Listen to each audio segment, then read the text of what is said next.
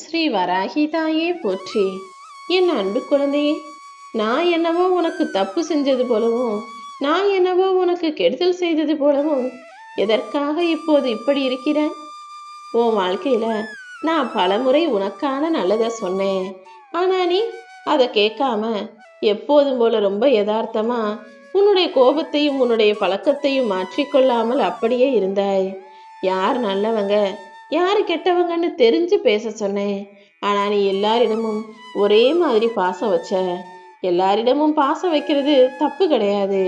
ஆனா பாசத்தின் அருமையே தெரியாதவர்களிடம், உண்மைனா என்ன நேர்மைனே என்னன்னு தெரியாதவர்களிடம் நீ அன்பு வச்சதும் நம்பிக்கை வச்சதும் உன்னுடைய தவறுதானே.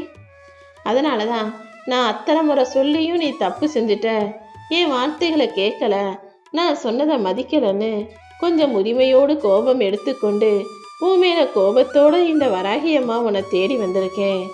எப்பவுமே உன்னை தாழ்த்துபவர்கள் முன்பாக நீ கூனி குறுகி தயங்கி தலை குனிந்து நிற்க கூடாது.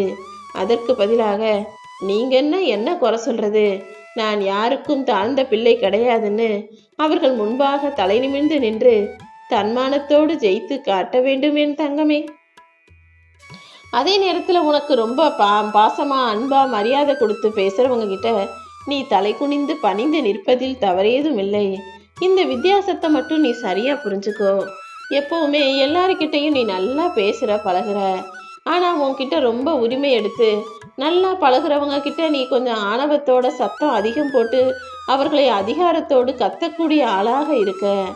ஆனா அதுக்கே அப்படியே எதிர்மாறாக உனக்கு நல்லது நினைக்காதவங்களையும் உன்னை எதிரியாக நினைப்பவர்களையும் உன்னை மட்டமாக நினைப்பவர்களிடமும் போய் நீ ரொம்ப பணிவோடு நடந்து கொள்கிறாய். இதுதான் தப்புன்னு உனக்கு எடுத்து சொல்வதற்காக இந்த வராகி அம்மா உன்னை தேடி வந்தேன். உன்னை உயர்வாய் நினைப்பவர்களிடம் நீ பணிவாயிரு. உன்னை தாழ்வாய் நினைப்பவர்களிடம் நீ உன்னை உயர்வாய் காட்டிக்கொள்ள வேண்டும் என்று செல்லமே. இன்னைக்கு வேணும்னா ஒருத்தர் உன்னை கஷ்டப்படுத்திட்டு நிம்மதியாக இருப்பது போல உனக்கு தெரியலாம். ஆனால் இன்னைக்கு உன்னை கஷ்டப்படுத்தினவர் நாளைக்கு இன்னொருவர் மூலமாக இதைவிட கஷ்டப்படுவார். அதுதானே இயற்கையின் நியதி. உன்னுடைய பக்தியும் பொறுமையும் உன்னை ஒருபோதும் கைவிடாதுன்னு நான் சொல்லியிருந்தேன். அப்படிதான் இப்பொழுது நீ கஷ்டப்படுவதால் அதை சரி செய்யும் விதமாக உன் பக்திக்கான பரிசாக உன் பொறுமைக்கான பொக்கிஷமாக நீ எதிர்பார்த்த விஷயத்தை உனக்கு நடத்தி தர வந்தேன். நீ எதிர்பார்த்தது கொஞ்சம் தாமதம் ஆயிடுச்சே தவிர அது ஒருபோதும் கிடைக்காமல் போகாது என் செல்லமே. நீ உன்னை பத்தி யோசிச்சு வருத்தப்படுறதை விட அடுத்தவங்க செய்கிற செயலை யோசிக்கும் போதுதான் அதிகமாக மன உளைச்சல் அடைகிறாய். அடுத்தவனை பத்தி யோசிக்காத, யார் என்ன சொன்னாலும் கவலைப்படாதன்னு நான் சொல்லியும் கூட மறுபடியும் நீ அடுத்தவர்களுடைய விஷயங்களை யோசித்து அடுத்தவர் செயலை சிந்தித்து கவலைப்பட்டால் எனக்கு கோபம் வரும் தானே. எல்லாத்தையுமே ஏத்துக்கோ, எல்லாத்தையுமே பழகிக்கோ. ஏன்னா வாழ்க்கை உன்னுடைய கடைசி நிமிஷம் கடைசி நொடி வரைக்கும் ஏதாவது பாடத்தை சொல்லி கற்றுக் தான் இருக்கேன். வாழ்க்கையில துன்பங்கள் எப்போதுமே இலவசமாக உன்னை தேடி வரும். ஆனா இன்பங்கள் விலைமதிப்பற்ற பொக்கிஷம் போல நீ கடுமையாக போராடினால் மட்டும்தான் உனக்கு கைகளில் வந்து சேரும். இலவசமாக கிடைக்கும் துன்பத்தை தூக்கி எறிந்துவிட்டு பொக்கிஷத்தை பெறுவதற்காக போராடு. நீ கத்துக்கிட்ட பாடத்தை ஒருபோதும் மறக்காதே. ஏன்னா உன் வாழ்க்கை பாடம் உனக்கு கற்றுக் கொடுத்த விஷயங்களை வச்சுதான் நீ வாழ்க்கையில ஜெயிக்கணும். சிரிச்சுக்கிட்டு உன் மனசுக்குள்ள எவ்வளவு சோகமும் கவலையும் இருக்குன்னு எனக்கு தெரியும். நிச்சயமாக நான் உன்னை காப்பாத்துறேன். எப்போதுமே யார் உன்னை என்ன சொன்னினாலும் எல்லாத்தையும் தாண்டி நான் ஜெயிச்சு காட்டுவேன்ற அந்த நம்பிக்கையை மட்டும் உனக்குள்ள வச்சுக்கோ.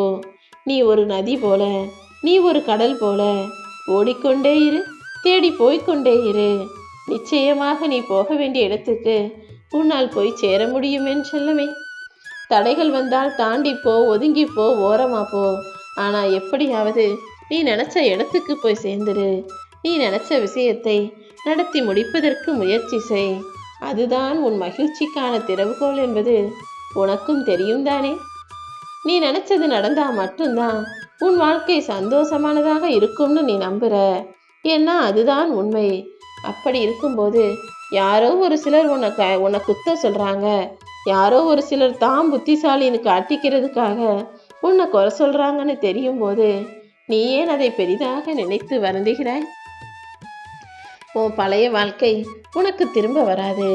ஆனா இந்த புது வாழ்க்கைய நீ நினைச்சது போல உன்னால அமைச்சுக்க முடியும். இருக்கும் வாழ்க்கையை மகிழ்வாக ஏற்றுக்கொள். சொந்தக்காரவங்களுக்கும் ஊசிக்கும் ஒரே ஒரு ஒற்றுமை இருக்குது தெரியுமா? உறவினர்களும் சரி ஊசியும் சரி எப்போதுமே குத்தி காட்டி கோர்த்து தச்சுக்கிட்டே தான் இருப்பாங்க. அதாவது ஊசி எப்படி அந்த ஊசியை வைத்து குத்தி கோர்த்து தைத்து எடுக்கிறதோ அதே போல உறவினர்கள் உன் மனசை குத்தி காயப்படுத்தி கிழிச்சு உன்னை பிரச்சனைகளில் கோர்த்து விட்டு ஓரமாக ஒதுங்கி நின்று அமைதியாக வேடிக்கை பார்ப்பாங்க. அப்புறம் நல்லவங்க போல வந்து நடித்து உன்கிட்ட அன்பாக இருக்கிறது போல பேசுவாங்க. நீ தான் யார் நல்லதா பேசுகிறாங்க யார் நல்லதா நடிக்கிறாங்கன்றத தெரிஞ்சு புரிஞ்சு நடந்துக்கணும். யார் உன்னை நிராகரித்தாலும் யார் உன்னை ஒதுக்கி வச்சாலும் அதுக்காக நீ கவலை கொள்ளாதே. உனக்கான ஆறுதலை நீயே கொடுத்துக்கொள். சில விஷயங்களை நினைக்கிறத மறக்கிறதும் சில விஷயங்களை பார்த்தவுடனே கடந்து போவதும் உன் கைகளில் தானே இருக்கிறது. நீ ஏன் எதையுமே பெருசா யோசிக்கணும்? உன்னுடைய வாழ்க்கைய நான் பெருசா மாற்ற தான் போறேன். ஆனா அதற்கு முன்பாக நீயும் உன்னை மாற்றிக்கணும். எது சரி வராதோ எது தப்போ அதை மாற்றிக்கொள். தவறான விஷயங்களை உன் வாழ்விலிருந்து விலக்கி உனக்கான நல்லதை செய்வதற்காக நான் காத்துக்கிட்டே தான் இருக்கேன். உன் மனசு மாறுச்சுன்னா உன் எண்ணம் மாறுச்சுன்னா உன் வாழ்க்கையே சொர்க்கமானதாக மாறிவிடும். ஒருவரது மனநிலைமையை பொறுத்துதான் அவர்கள் வாழ்க்கையில் நடக்கும் விஷயங்கள் அவங்களுக்கு நல்லதாகவும் கெட்டதாகவும் தெரியும். ஒரு விஷயம் உன் வாழ்க்கையிலே நடக்குது, இன்னொருவர் வாழ்க்கையிலே நடக்குது. ஆனா உனக்கு அது கஷ்டமா தெரியலாம், இன்னொருத்தருக்கு அது நன்மையாக கூட தெரியலாம். எப்பவுமே ஒரு விஷயம் ஒருவரது மனநிலையை பொறுத்துதான் அவர்களுக்கு சொர்க்கமாகவும் நரகமாகவும் இருக்கும். இப்போ உதாரணத்துக்கு சொல்றேன் கேளு. மழை பெய்யும் போது ஒவ்வொருத்தரும் அதை ஒவ்வொரு மாதிரி எடுத்துக்குவாங்க. செங்கல் சூளை வச்சிருக்கவங்க ஏந்தா மழை பெய்யுதோன்னு வருத்தப்படுவாங்க. அதுவே விவசாயம் பண்றவங்களுக்கு மழை தேவைப்படுமாக இருக்கும். வெயில் அடிக்கும் போது வருத்தப்படுறவங்களும் இருக்காங்க, வெயில் அடிச்சா சந்தோஷப்படுறவங்களும் இருக்காங்க. அதே போல்தான் எல்லா விஷயமும் எல்லாருக்கும் ஒரே மாதிரி தான் நடக்கும். ஆனால் அது ஒருவருக்கு நல்லதாகவும் ஒருவருக்கு கெட்டதாகவும் இருப்பது அவரவர்களுடைய சூழ்நிலையையும் மனநிலையையும் பொறுத்துதான். நீ உன் வாழ்க்கையில என்ன நடந்தாலும் எல்லாமே நன்மைக்கே நடக்கக்கூடிய ஆளாக நீ இரு. நீ நடக்காம போயிடுமோ கிடைக்காம போயிடுமோன்னு ஆசைப்படுவதை எதிர்பார்ப்பதை உனக்கு கிடைக்க செய்ய நான் இருக்கிறேன்.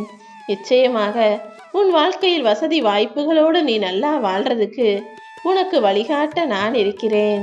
முயற்சி மட்டும் செஞ்சா போதும், வெற்றியை உன் காலடியில் வந்து நான் போடுவேனேன் செல்லமே. எல்லாரையுமே நம்பலாம், ஆனா எல்லாமே ஒரு அளவோடு இருந்தாதான் நல்லது. பிரச்சனைகளையும் அதை உண்டாக்கக்கூடிய மனிதர்களையும் கொஞ்சம் தூரமாகவே வை. அவங்க கிட்ட கொஞ்சம் பேச்சை குறைச்சிக்கிட்டீன்னா நீ எப்பொழுதும் நிம்மதியாக வாழ முடியும். வாழ்க்கையில நல்ல நேரம் கெட்ட நேரம்னு ஒன்று இல்லைனாலும் உனக்கு சாதகமாக நீ நினைப்பது போல விஷயங்கள் நடந்தால் அதை நல்ல நேரம்னு எடுத்துக்கிற. உனக்கு சாதகமாக நீ எதிர்பார்த்த விஷயங்கள் நடக்காத போதும் உனக்கு பிடிக்காத விஷயங்கள் நடக்கும் போதும் அதை கெட்ட நேரம் என்று தானே சொல்கிறாய். இப்படி நீ எதை நல்ல நேரம்னு நினைக்கிறியோ அதன்படியே உனக்கான விஷயங்களை நீ நினைச்சது போல நான் நடத்தி தர்றேன். எதெல்லாம் நீ செஞ்சங்கிறது வெற்றி அல்ல, அதை எப்படியெல்லாம் எவ்வளவு கஷ்டப்பட்டெல்லாம் கடந்து சாதிச்சு நிற்கிறங்கிறது தான் வெற்றி. நிச்சயமா சீக்கிரமே நீ காசு பணம் சொத்து சுகம்னு எல்லா சம்பாத்தியத்தையும் சந்தோஷத்தையும் பெற்றுக்கொண்டு நிம்மதியாக வாழ்வதற்கு இந்த வராகி அம்மா வழிகாட்டுறேன். நீ எதை நினைச்சும் யாரை நினைச்சும் கவலைப்படவோ வருத்தப்படவோ வேண்டாம். நீ நினைக்கிறது போலவே எல்லாரும் இருக்க மாட்டாங்க. ஒவ்வொருத்தரும் ஒவ்வொரு மாதிரி இருந்தாலும் அதை அவர்களை அப்படியே ஏற்றுக்கொள்ளக்கூடிய ஆளாக நீ இரு. இங்கு எல்லாருக்குமே வேறு வேறு குணமும் கொள்கையும் இருக்கு. உனக்கான வாழ்க்கையை உயர்வானதாக நான் அமைச்சு தர்றேன். நீ நல்லா யோசிச்சு எடுக்கக்கூடிய எல்லா முடிவுகளும் நிச்சயமாக உனக்கு இன்பத்தை கொடுக்கும். உன் வாழ்க்கையில விளக்கேத்துறதுக்கு இந்த வராகி அம்மா நான் இருக்கும்போது, நானே உனக்கு ஒளியாக வந்து நிற்க தயாராக இருக்கும்போது நீ ஏன் கவலை கொள்கிறாய்? எல்லா சூழ்நிலையும் எதிர்கொள்ள கட்டாயம் நீ கத்துக்கணும்.